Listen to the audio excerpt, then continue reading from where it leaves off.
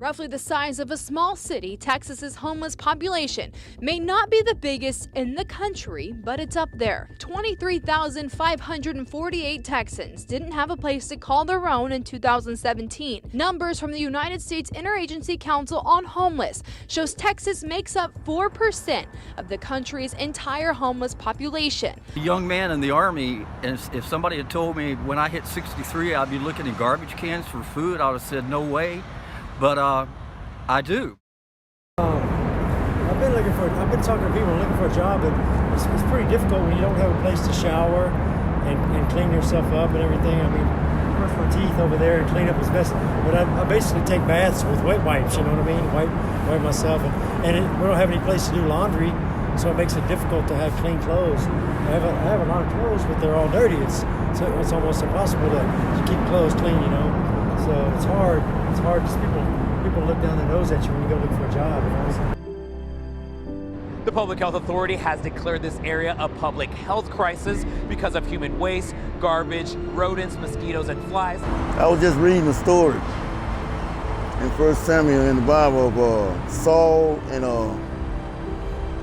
and David's friendship, and how that friendship dispersed because of jealousy.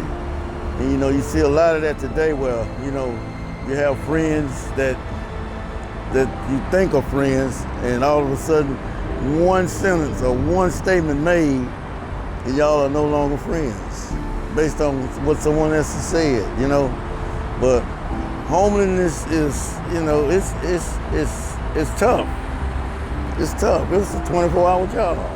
I lived in Dallas-Fort Worth. I was audiovisual operations manager for the Dallas-Fort Worth region. I was making $67,000 a year plus commission. I had 401k, company car. The company closed their Dallas branch and laid me off, and it just kind of snowballed down, you know. You know, you still have your thefts. You still have, you know, people judging you. You know, you have everything that's on a regular life basis. It's just the only thing is, you know, it's a little struggle. But there are days when joy and peace, you know, I used to sleep right here at this light. And everyone asked me why I sleep right there, you know, where a drunk driver could just, but it didn't bother me. I got a lot of peace. Some people will say, you slept so hard, you act like you was in a bed. That's because I had the peace, you know. And I've come to know, you know, officers, police officers that are, you know, really, really caring people. There are some, you know, all of them is not just assholes. You know, there are some that's really caring people. And so, you know, morning, noon, and night, I have them looking out. So it's all right. Like I said, man, it's tough, especially when it gets cold, because we have a little propane heater, but it's hard to keep propane. So like last night, we had to cover up with like 10 blankets to stay warm, you know. Basically live off of snack crackers and Cheez-Its and like around Thanksgiving it'll get better because people will bring plates of food and stuff, you know. We start feeling a little more pity, and they'll bring plates of Thanksgiving turkey and stuffing and stuff. Out of 60 cars, you might get 5 smiles. You might get no looks. Out of them 60, 40 of them are not even gonna pay you attention. So, you know, it's like that. You know, yeah, you get ignored. Ignored? No, I feel like people help as best they can, but you know, it's I would say that it's typically the middle class people that bear the brunt of helping people, because you got people in Mercedes-Benzes and BMWs and Porsches and Land Rovers and Hummers and Lamborghinis, and they don't give any money. It's the people in the old beat up cars and the old beat up trucks that, you know, the ones that are the ones that help out the most, you know. I don't feel ignored though. Yeah, I'm content, you know, because God has me. And I really believe that. Because my needs are met. Clothing, food, shelter. Even though I sleep in a tent shelter, you know, my needs are met. And he makes sure of that. You know, Paul once said that sometimes you feel like, you know, you do the things you want to do. You will not to do that you do anyway. You know, you don't want to do, you do them anyway. But, you know, we got two sides. We got a good side, we got a bad side. You know, it all depends on what day it is. No, I don't feel like I'm a burden on society. I would feel like a burden on my family if I was around them and had them trying to help me out all the time, because they have their own life to live, you know, careers and stuff going on, you know. Taking care of their business. I got my mom that, you know, I help every now and then with some of the money I get. I put in an envelope, you know. So I got that, you know. I got a brother. I got 2 brothers and a sister. They're successful. I have family, but they have their own thing going on, and I don't want to feel intrusive in their family thing. You know, like my sister, she lives in Spring, and she's married and she's got a kid, and she's got her own thing going on. You know, I didn't want to be intrusive in her lifestyle. You know. Yeah, they're successful, so you know, life goes on, man. It is what it is. It is what it is. You make the best of whatever situation you're in. You make the best of. You know, you try to be a good person on a daily basis, no matter what. You know, but a lot of people say I bring joy to them just by being, you know, waving and smiling, and I appreciate that. I appreciate that, because I appreciate their smiles.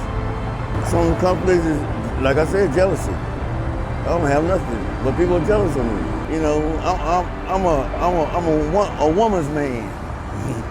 Feel that? I'm telling you. And so they jealous because women pay me a lot of attention based on my situation, and they wonder why. They think I got a whole lot of this, a whole lot of that, and I'm serious.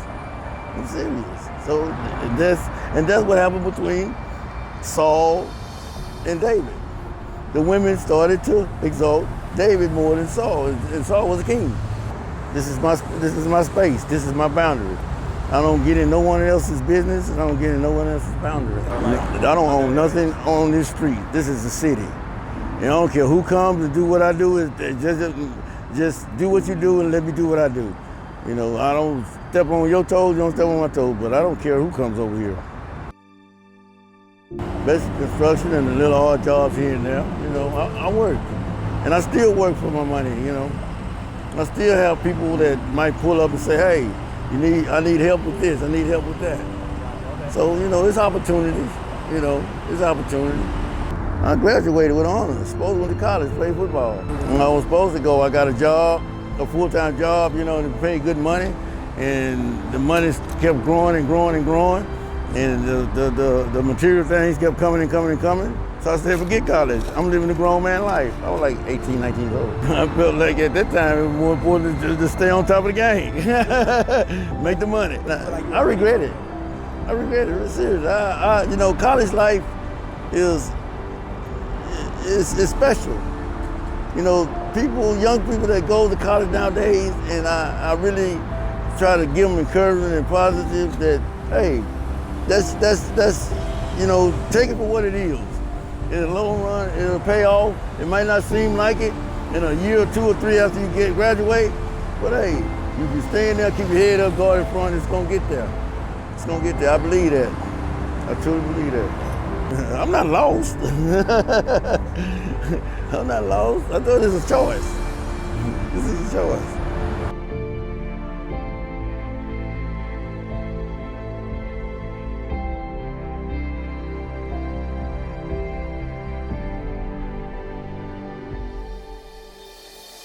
Nearly 500 homeless veterans were housed by the next year, and by 2015, Houston basically ended the problem, housing over 3,600 homeless veterans. Since then, it's been a group effort by the city police and several nonprofits. They brought our total homeless population down from around 8,500 in 2011 to 3,900 in January of this year. That's a 54% drop. The Coalition for the Homeless in Houston says we've housed more than 17,000 people since 2012.